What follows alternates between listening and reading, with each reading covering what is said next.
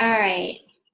Happy Wednesday night to everyone. I didn't know what night it was. It's January 13th.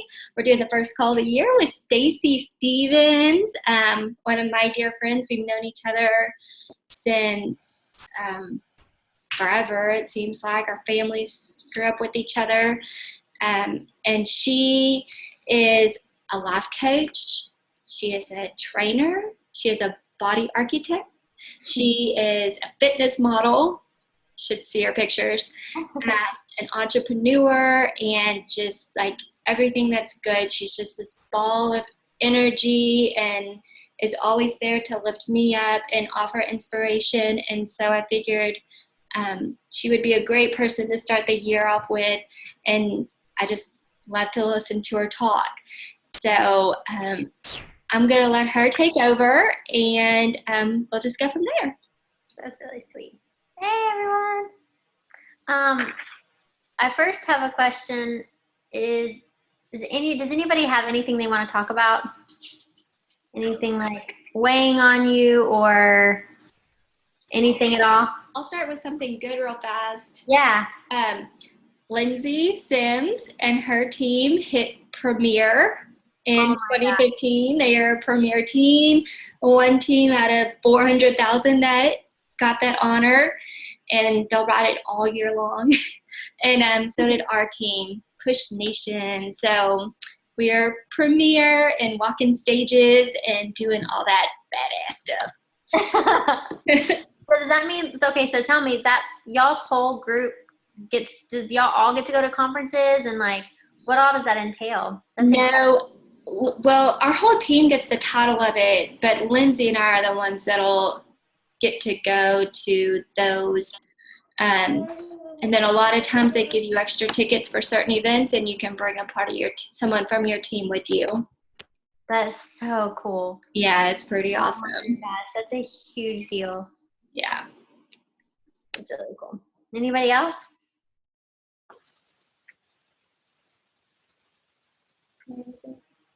No? Okay, cool. So I was praying about like what I was going to talk about because I have no idea. But because sometimes you feel very inadequate, right? Very much like you don't have much to give maybe to the world, to your family, to maybe energy-wise, you don't really have much to give, or you're kind of going through a hard time or an identity crisis. We all have those moments or seasons. But I think one thing that God taught me recently is, I don't know if everybody believes in God, but I talk about him a lot. So hopefully y'all do. I'm sorry if it's awkward. So one thing God has taught me, okay, so growing up, I grew up really poor. My dad was a preacher and my mom was a preacher's wife. And so everything that we got, it always had to be the tide me over thing, right? Like it was always like, well, let's do this until this, or let's just buy this and this will tide us over until we can get what we actually want. Like, let's just get a card table until we can afford the Pottery Barn table, or let's just get this rack and until we can get this. Or the story that I remember most was I was probably 5 and I'm walking through the grocery store. And I was like, Mom, and I'm talking to her, I said, Mom, can I have this coloring book? And I'm like grasping the coloring book over here, pulling her, here. Mom, I want this coloring book. And she finally stopped and she leaned down and she squatted down. And I mean, my mom's the sweetest person in the world. Chris knows this. And tears were just like pouring down her face. And she's like, honey, we just can't afford it right now. And I was like, I'm at 5, I'm dropping the coloring book and diving in her arms. Like, it's okay. I don't ever need anything in the whole entire world ever. But I think at that moment, it was like, I don't know what set in the whole settle. Sometimes we end up just settling. And instead of it just being a season in our life, it becomes a lifestyle. And so over the weekend, I was, packing, getting ready, or no, I wasn't packing, but I was like I was cleaning. Oh my gosh. Going through all my stuff, doing laundry and all that stuff. And I was looking at some of my lotion that I use and some of my makeup that I use and some of my my sports bras. I have these 2 black sports bras that are like the worst, and yet I use black sports bras all the time. And I was like, why do I do that? Why do I get things that are only an until I can get this other thing? You know what I'm saying? Does this make sense? So I'm going through Target and the other morning, and I see this black sports bra, and I was like, I really need this, but I'll just wait until, some other time. It's not a big deal. It's like $15 or whatever. And I was like, I'll just wait. It's fine. I'll just wait. And then I was like, I got to thinking, and I was like, it leaks over into every area of my life, the waiting until, but the until will never come unless I make it happen of what I actually want. And then you get confused with yourself because you don't even know what you want anymore because you taught yourself how to just settle for everything. So you don't even know what you want because you don't know if you can actually have it, if that makes sense. So I started trying to decide, I want this. Do I want this, or am I just settling when I actually want this? So over the weekend, I was like, okay, I want this sports bra. I need it. I want it. I'm going to get it. I can buy it. I was silly. Let me just get this $15 Target sports bra. Black. I need it. So I got it. And it felt so good. And I was realizing that I'm dating, by the way. Like, I'm not married or anything like that. Like, I'm dating, and it's the worst. But it starts leaking over into my dating life of like, I'll just settle until I find a guy that I actually like. Well, this will work until I do that. And then it leaks over into my career, right? Like, it'll leak it over. Well, I'll just do this until I can do what I actually want to do.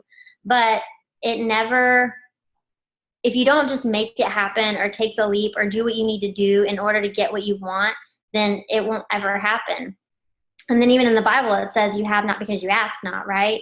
So you have to be brave enough to ask, but also know yourself well enough to recognize what you actually want to have.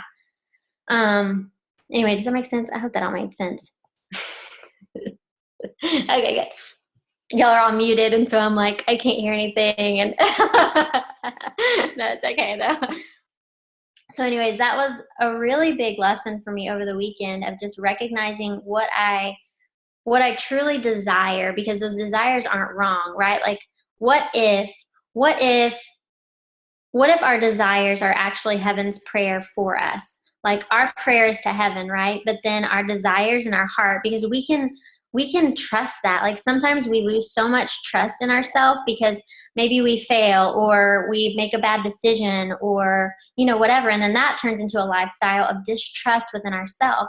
But the truth is, you can trust those desires. You can trust your heart. You can trust what you actually want. Like, it's not wrong to want something. That's not selfish. It's not wrong. It just is.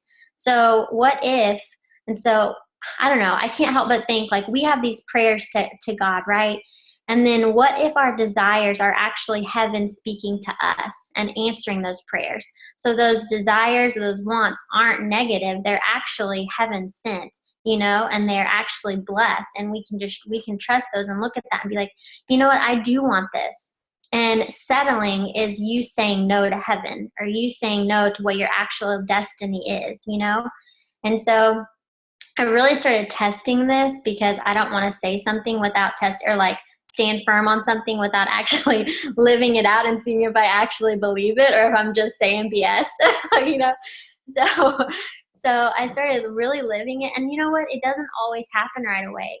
But the other cool thing is if you like believe and you're like, you know what, God, you can do things overnight that we could try and do in 15 years. He can do it overnight if you just ask and believe. Like, I genuinely believe that. It's not the whole, like, I know people talk about the whole, like, believe it to achieve it kind of thing. Like, you have to believe it or fake it till you make it. I don't know if I believe that yet because I haven't tried it. But one thing I do know is if you just start getting honest with yourself about what you do want, it's so much easier to believe it because you want it. And so it's the truth, right? Like, it's so much harder to believe something that's not the truth. Like, you can believe it until you achieve it, but what if it's a lie? It's a lot. You're going to be forcing a lot of stuff. So if you work through yourself, like, sometimes I have to write down a want, like a want versus a should. Like, sometimes we do so much because we should do this, or, you know what, I should take that job, or I should do this, or this does sound good. Like I really should do that.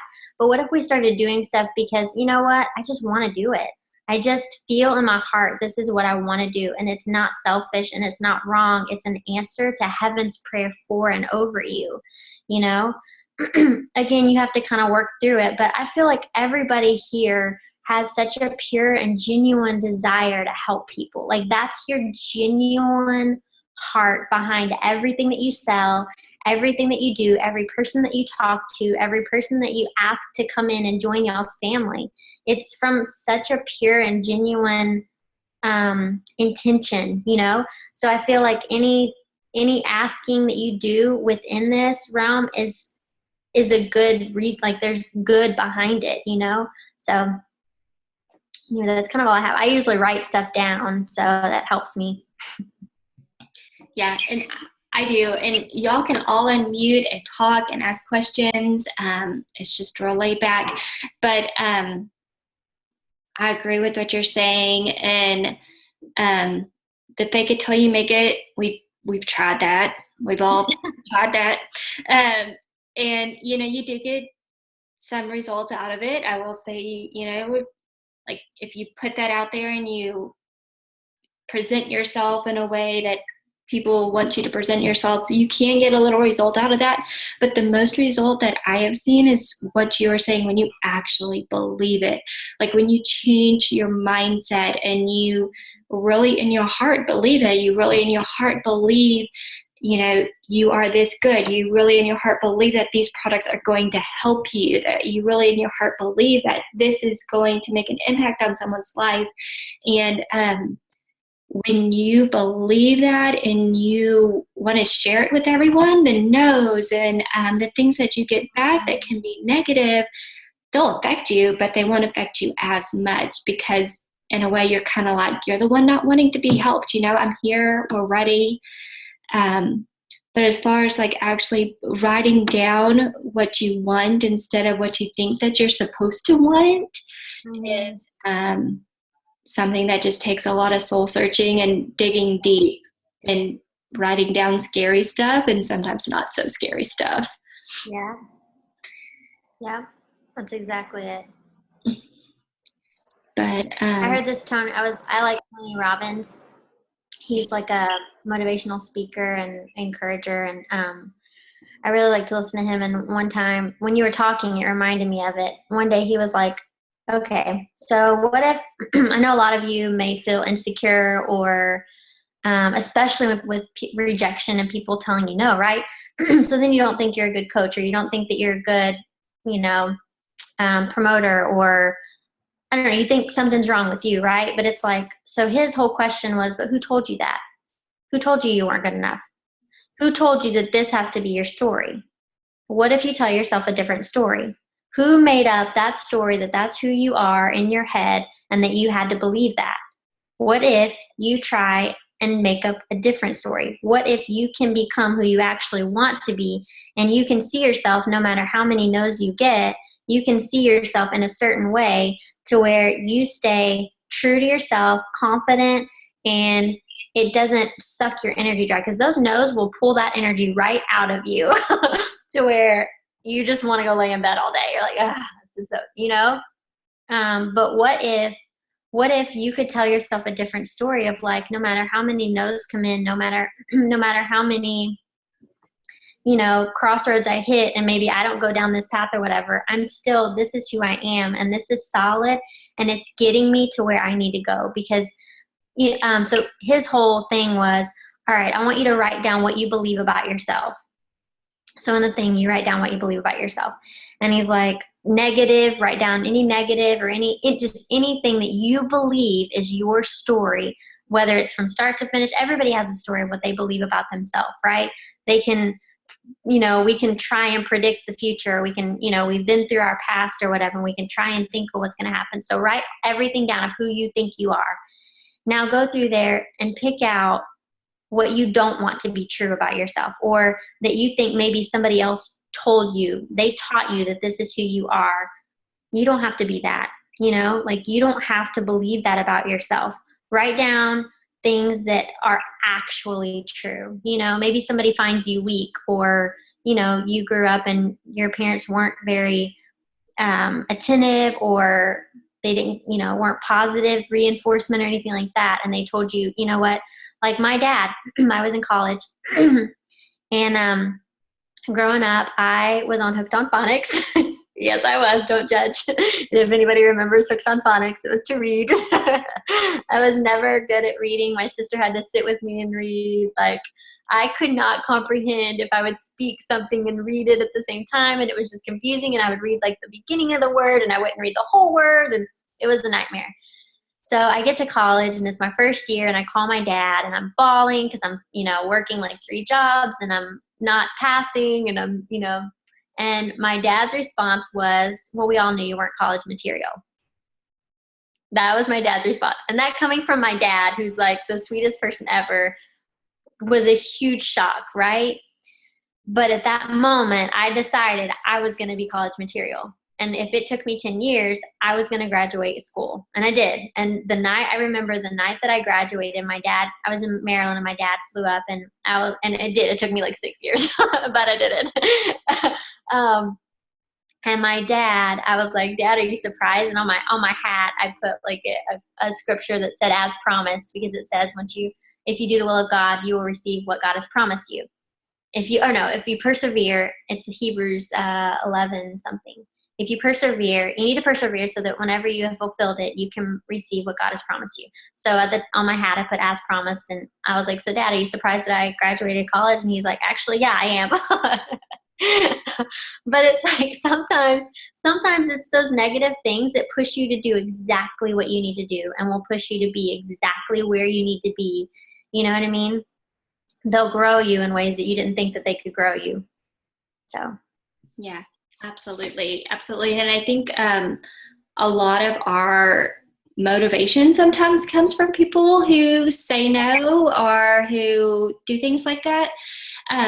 So like because I know you have lots of goals, like you have awesome goals.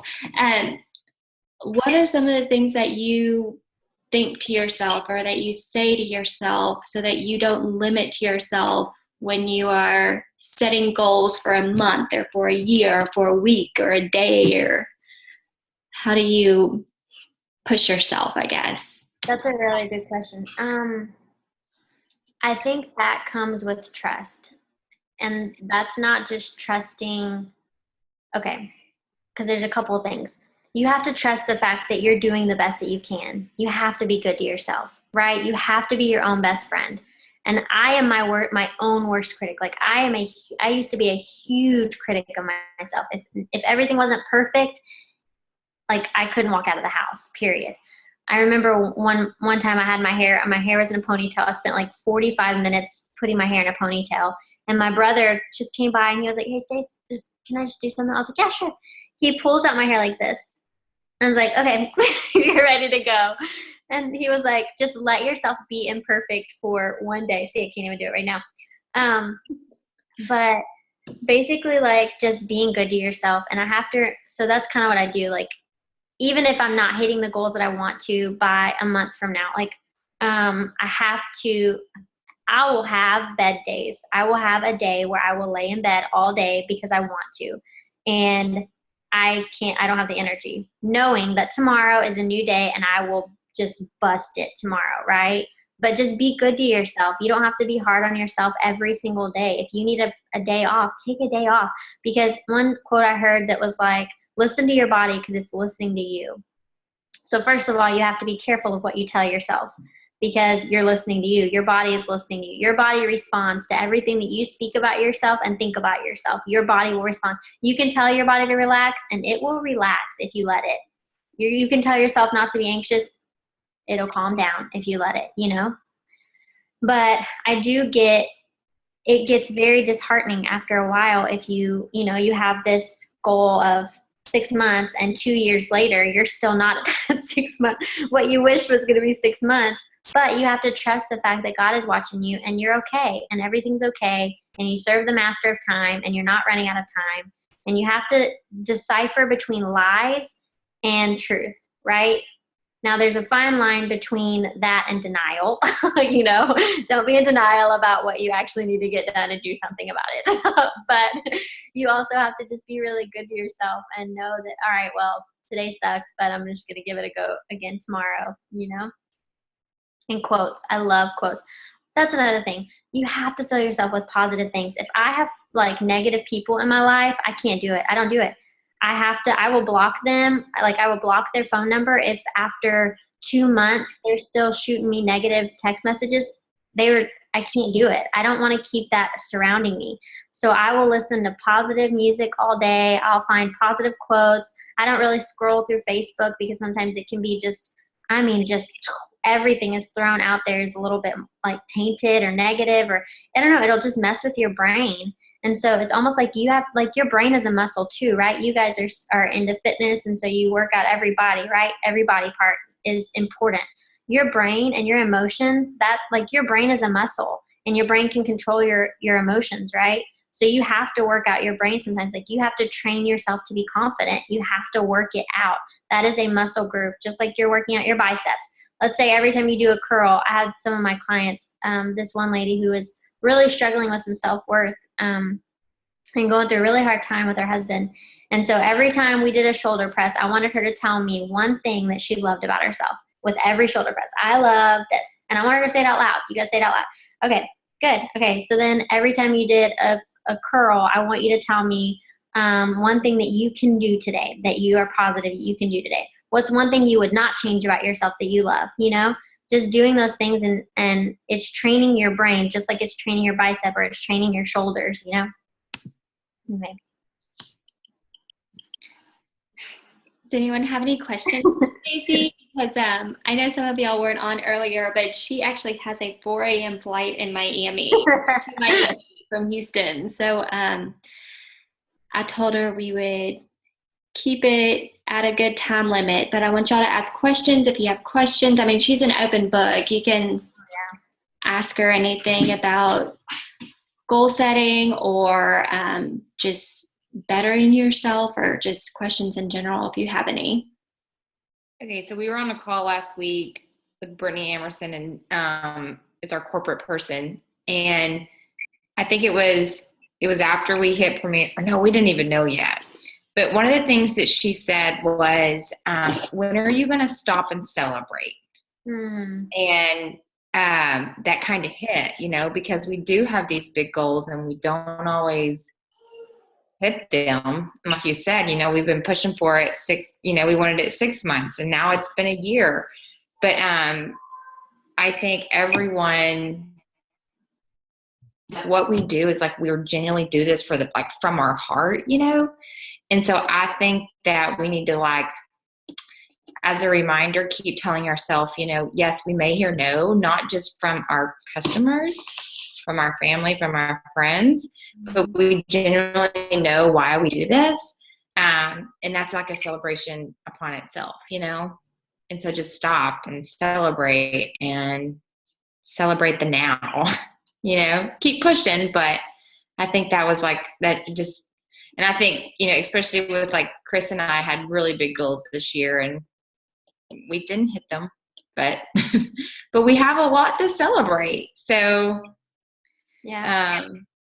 We do. And the more and it's one of those things where Stacey was talking about, you have to believe it. And sometimes you kind of go through the fake it till you make it thing. I don't know, can it be real? Is this real? Is this really a thing? And when I finally realized that it was real, that this opportunity is real, that you can actually help people by texting them in the morning, waking them up is helping them, and I get paid to do that pretty much. And the moment I realized how amazing that was the moment that I stopped caring and people say no. And that just happened recently. I mean, it's happened in the past month or two, honestly. And people tell me no when I present an opportunity or, health and fitness or a program or something. I'm like, okay, you're lost, because I really feel that way. I really feel that when someone says no, that they are losing value in their life, because I could give them so much value. And when they say no, I'm like, man, you made a bad decision, but okay, and move on. And I think that goes back to what Stacey was saying, like you really have to believe it. And once you really believe it, you certainly don't want to hear no's and things like that. But I'm just so proud of our team. I'm so proud of what we've done. We're just, I say regular people. We're moms, we're sisters, we have husbands and spouses and things like that on our team. And I don't know, I think hitting Premier kind of made me realize that it's not anything extraordinary. It's normal people doing extraordinary things. Like you're waking up earlier, you're reaching out to people that make you uncomfortable, like, reaching out to some people, especially friends and family. I'm so uncomfortable with that. I could talk to strangers all day long, but talking to a friend, I would rather like go under the table than talk to some of my closest friends. And then the moment I was like, I'm not letting them in on this awesome opportunity. And so once I realized that, I'm just sharing it with everyone and moving on. But it's, again, believing in yourself, believing in the product, believing that you really have value to give to others, and celebrating how far you've come. I mean, we're right at a year old, well, about 18 months old, I guess, as a team. And to have these acclimates and the titles and everything that we have is really amazing. And it's just something that I'm super proud of, and every one of you need to own as well. Yeah. But all right, anyone have any other questions or comments or anything? Okay, well, let me go ahead and stop recording. Or actually, yeah, let me stop recording real fast. Everyone stay on though.